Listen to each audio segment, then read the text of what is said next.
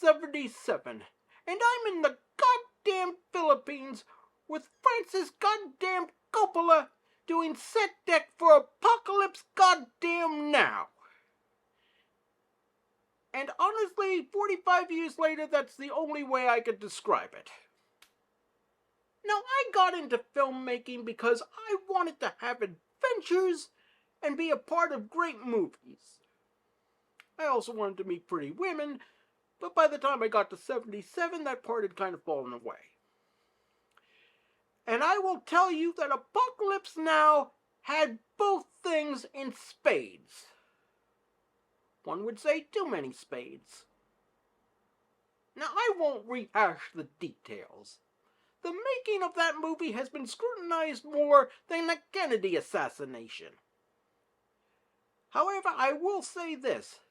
Francis Coppola was one of the greatest filmmakers who ever lived, but he could, on occasion, get stuck inside his own head. And this particular week, when Brando showed up overweight and unprepared, he was dug into his own head like an Alabama tick. So Brando and Coppola spent the first 5 days just talking about the film, about men and violence, about philosophy, etc., etc. And these full sessions would go on for hours, and I had to wait until they were finished before I could get in to work on the set. And so on day 4, I see Coppola leaving the set, and I go in to do my work. And in the middle of it, there's sitting Brando looking morose as hell. I start to back out, but he sees me and waves me in, and I start to work dressing the set.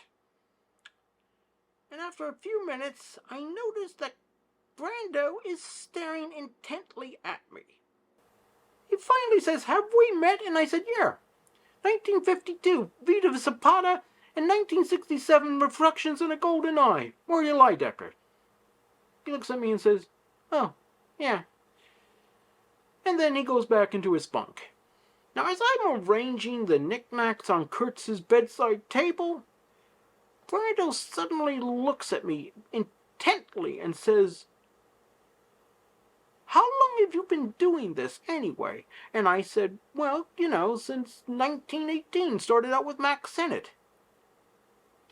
He takes a moment, and then he says, "But why do you keep doing this?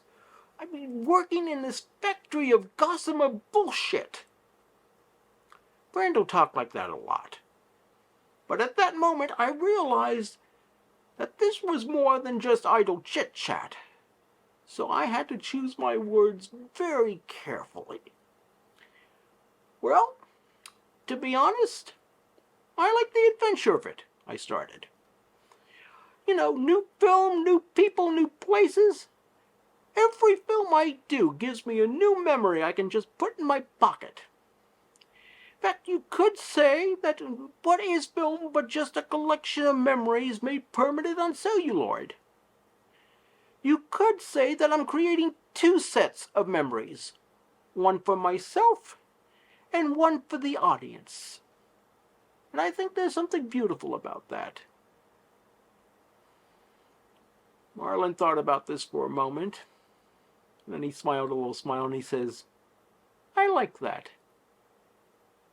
Well, at the end of the next day, Coppola told the crew to start getting ready because tomorrow they were going to start shooting the ending.